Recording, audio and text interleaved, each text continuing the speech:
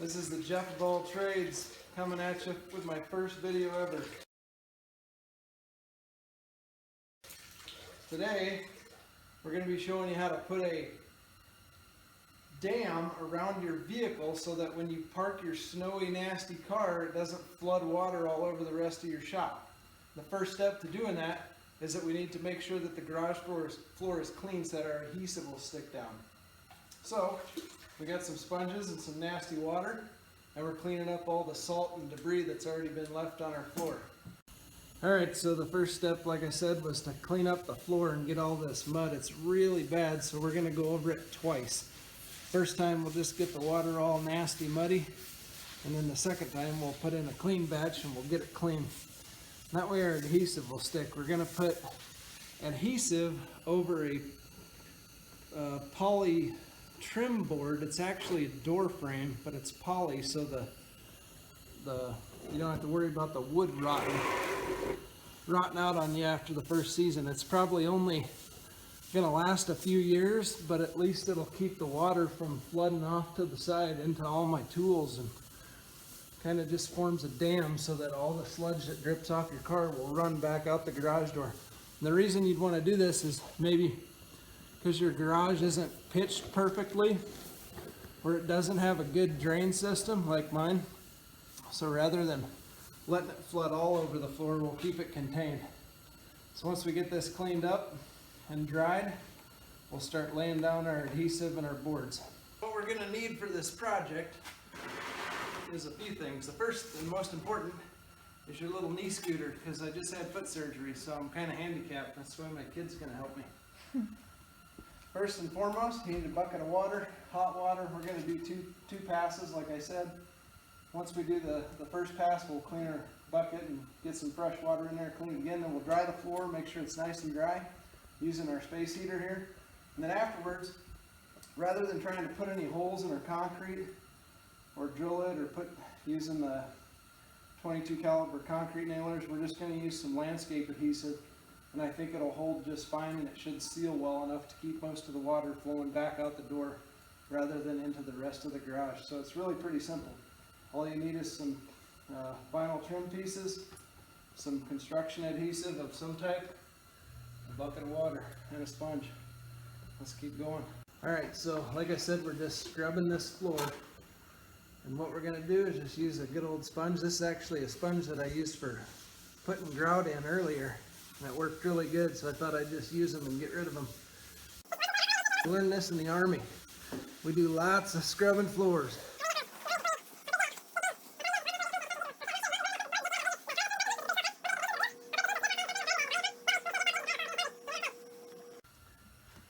Alright, we're almost done with the first round of scrubbing.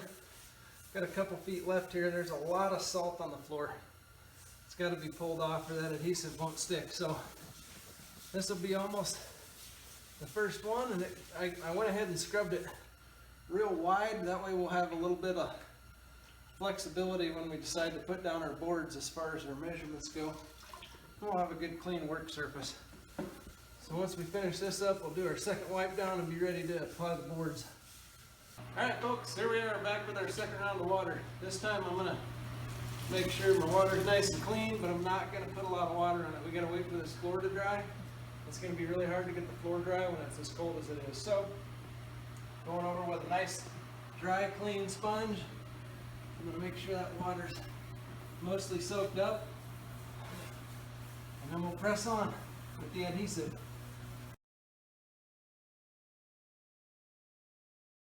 So I'm going to finish cleaning this up with a good hot, clean, dry sponge. And then I'll meet you back here and we'll let it dry while we prep the boards. Alright, we're all done washing. Both layers, or both steps of washing, dirty rag and then clean rag. Now we're waiting for it to dry, but since I'm a little patient, we're going to up the ante. We're going to use a leaf blower just to kind of dry this floor out a little faster. I realize that it's going to blow some dust onto where we just cleaned, but the adhesive we're using is a construction adhesive, so it's pretty good at adhering through dust, so we're just going to go ahead and do this and see if we can't expedite the process.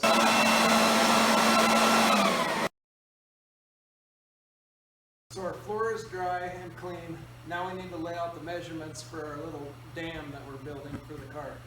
The first thing I did was measure my wife's tiny little Honda Fit, and it's only about 14 feet long. So it's actually about 13 feet, but I gave it an extra foot. That way if there's snow on the edges of the car and it melts and runs off, it'll be caught within inside the dam.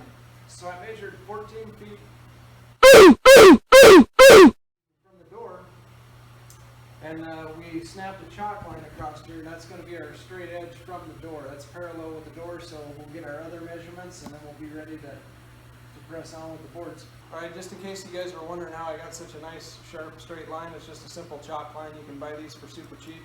You fill them full of colored chalk, and then when the string comes out, one person holds the end of it, you snap it, and it leaves a nice straight line. That's how we're getting our good long straight edges. So now, what we're going to do next, I've already measured my wife's car. It's only about 6 feet wide from tire to tire, so I'm going to give her an extra foot probably on either side just so she can hit the mark when she's pulling into the driveway. We'll make it about 7.5 feet wide. I've already done the measurements from the door, or from the wall to where we need to come over to leave our 6.5 to 7 feet in the middle, and we need to come over 41 inches from this wall. So we're going to do that now. We'll mark it off, and then we'll snap a line on that. So we have our three-sided rectangle laid out. It's all snapped on the ground so we know where it's going. I left the back side open. There's no seal at the bottom of our door other than what's hooked to the door. So what we're going to do is we're going to run these outside boards all the way to the bottom of the garage door seal. That way the water will have a chance to run out and not pool up at the back of the garage door. Your garage might be different. We decided instead of going with 84 inches, I went with 80 inches just because of the way my wife typically pulls in and parks. It made for a better setup. So we left it a little bit narrower on the inside, wider on the outside so she can get out of her car and walk in. Now we're ready to cut the boards. We'll cut them and then we'll go ahead and preset them just to make sure everything works. And then we'll be ready to go.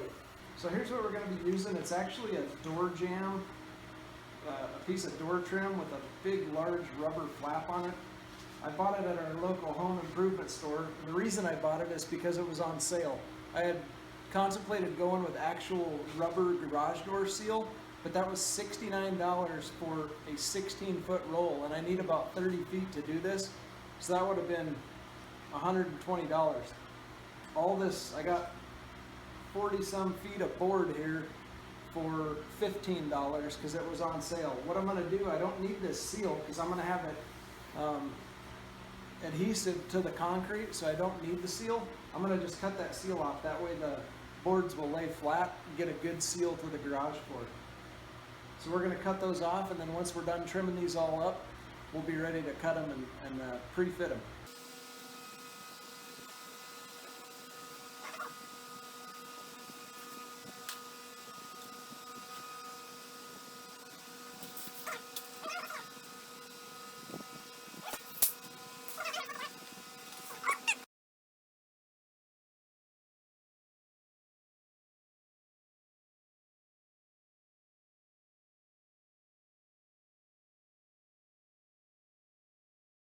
And we're all done trimming the rubber seams off the boards. Now all we have is this giant ball of rubber stripping, which I might save because I never know where I might end up using it. I'll keep it. I'm a pack rat. So we had to take a little supper break last night, and we kind of got lazy and didn't finish up. So here we are, day 2, gonna finish up. I'm gonna rip all these boards at a 45-degree angle on my table saw so that they're a little bit harder to trip on. I'm also putting the boards, the decorative side is going to be down. The upper side has channels in it, and the channels naturally will want to flow back towards the door, and since our garage floor is sloped a little bit, I'm hoping that if the water does build up over the top of these rails, it'll end up running back down these channels towards the door. And with the textured side on the bottom, it'll give our adhesive a little bit more of a better surface to stick to the concrete. So we're going to rip these boards. I got my blade set at 45-degree angles on the table saw. All we're going to do is just run these right through. They're pretty quick to cut and pretty easy, so let's get started.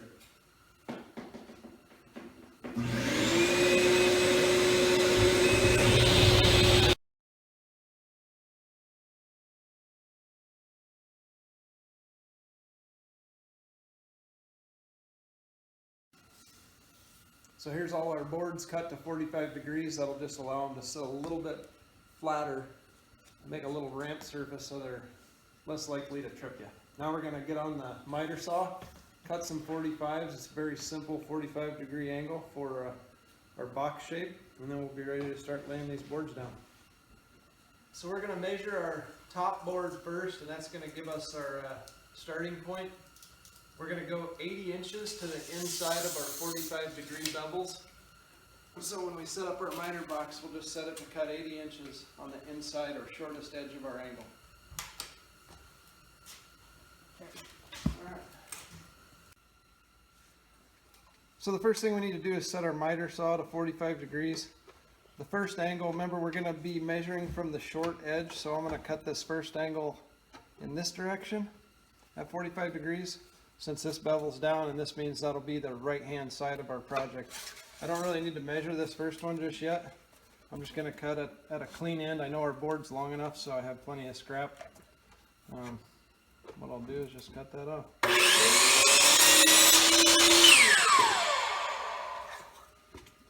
Next thing we're going to do is get our 80-inch inside measurement. Okay, so we're going to mark this off and measure 80 inches from the inside edge.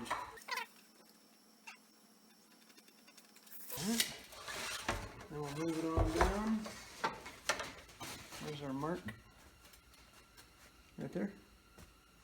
Is that our mark? Alright. Now this bevel's got to be the opposite direction. So we'll loosen up the miter saw. Flip it around to 45 the other way. Relocate our mark. I'm going to use this clamp since I don't have my fence put out all the way.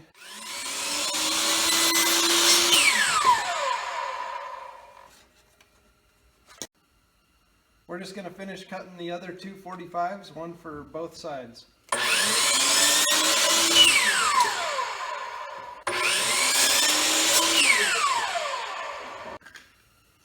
Alright, we're going to put our top board in place first, and then that way we can line up our other boards and get the angles nice and tight. We've already cut everything, so all we got to do is put the adhesive on and then we're ready to go. We're just using normal construction adhesive. I'm going to put a good sized bead on here, that way it'll help to seal it. And I'm going to make sure that I have 100% coverage all the way across. The floor is probably also not 100% level in this garage, so I'll put on enough silicone or enough adhesive that it will fill in any of those voids and hopefully keep the water inside.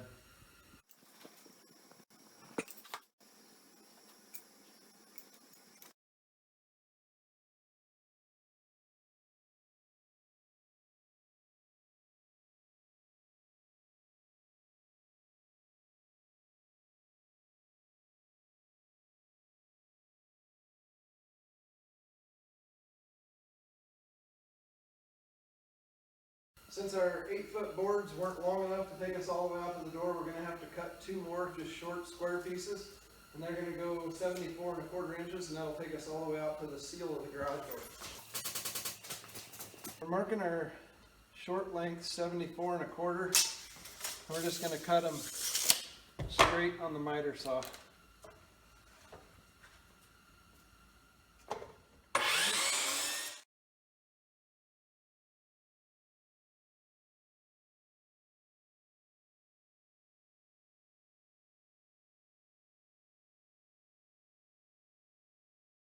Okay, so we're all finished. All we got to do now is just let it dry. I got the corners weighted down so we get a good tight seal on our 45s and our straight angle or straight edges down here.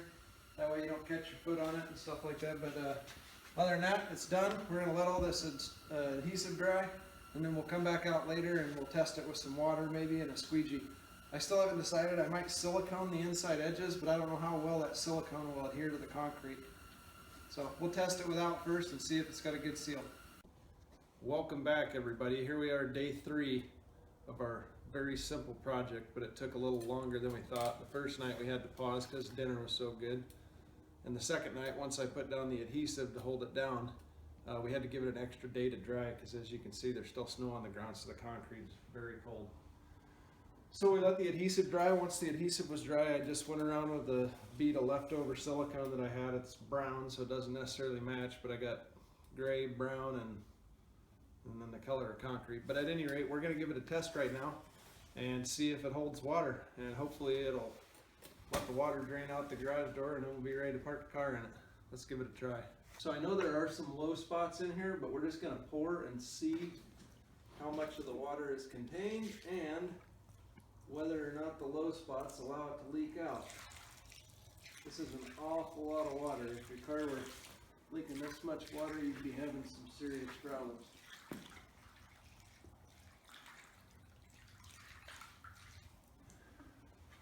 So far so good. We're getting low spots right there in the center of the floor.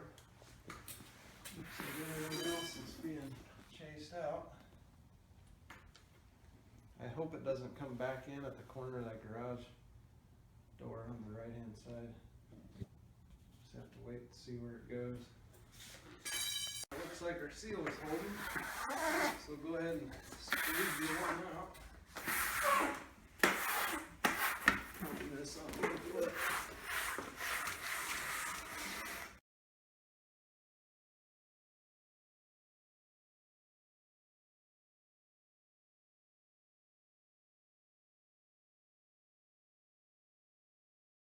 Alright folks, so here's the finished product. The car fits. I think it's going to keep the water out for the rest of the winter at least, and I imagine this thing will probably last into the next couple years. It's pretty durable with that synthetic board. So all told, for about $15 for the material, another $10 for the 2 tubes of caulk. So we'll say 25 bucks on a little back-breaking labor. We got a nice little water dam to keep the rest of our garage and our shop clean and dry. We'll see you next time.